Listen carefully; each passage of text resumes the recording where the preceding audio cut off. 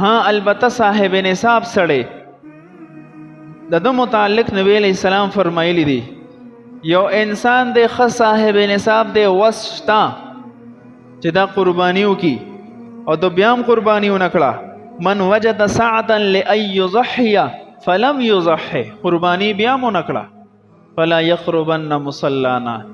نو دته حکم دار چې عیدګاه ته د مظلم ناراضي د غټ اختر په ورځ باندې دو اعمال دا په موږ او تاسو باندې لازم دي نمبر 1 د غټ اختر موز په عیدګاه کې یا جامع مسجد کې ادا کول اجتماعي شکل سره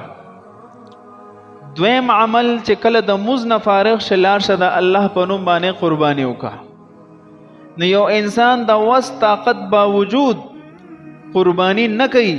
نو موز لدی موی ناراضي ګوره دونه سخت وعید نبی علیہ الصلوۃ والسلام د سنتو په ترک باندې نه وی چرته هم معلومیږي د دې حدیث نه چې دا قربانی په هر صاحب نصاب باندې واجب ده